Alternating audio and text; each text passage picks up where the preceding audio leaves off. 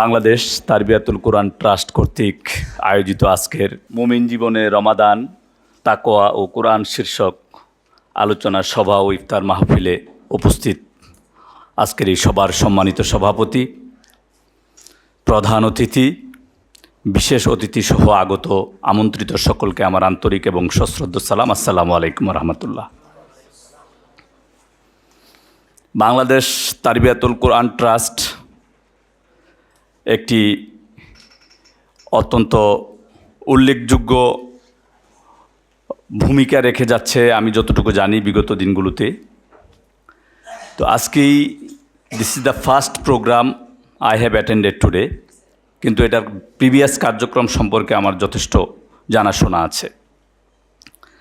আমি ছোট্ট একটি বিষয়ে কথা বলে আমার বক্তব্য শেষ করব, যেহেতু আমি কোনো ইসলামিক স্কলার নই, আমি ইংরেজি শিক্ষিত লোক। আমার যতটুকু পারসেপশন এবং রিয়েলাইজেশন সেটাই আমি বলতে চাই। আমরা মুসলমান এবং ইসলাম আমাদের ধর্ম। আমরা সবাই জানি Islam is a complete code of life. কিন্তু আমার কাছে যেটা মনে হয়, Islam is not merely a religion, it is the name of a civilization. As it has created a civilization, the civilization that dictates peace and tranquility.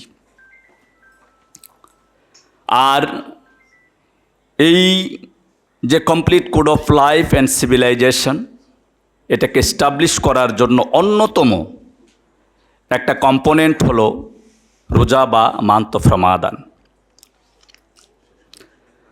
এই যে রোজা বা রমজান মাস, এটা বিশেষ করে আমাদের মুসলমানদের জন্য a month of self training,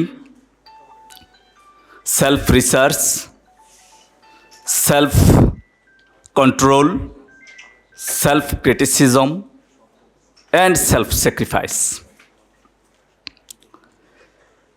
this is a month that helps us to maintain and to manage and to administer our life in a right track. This is a month of sacrifice and salvation.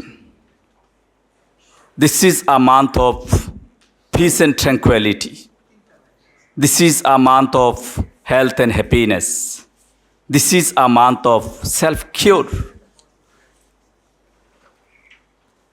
তো আমি ব্যক্তিগতভাবে এই বাংলাদেশ তারবিয়াতুল কোরআন ট্রাস্টের সার্বিক অগ্রগতি কামনা করছি এবং আমি অ্যাডভোকেট এস.এম. জাকির সবসময় এই সংগঠনের পাশে থাকব সেই প্রতিজ্ঞা করছি। আপনাদের সকলকে ধন্যবাদ। আসসালামু আলাইকুম রহমতুল্লাহ।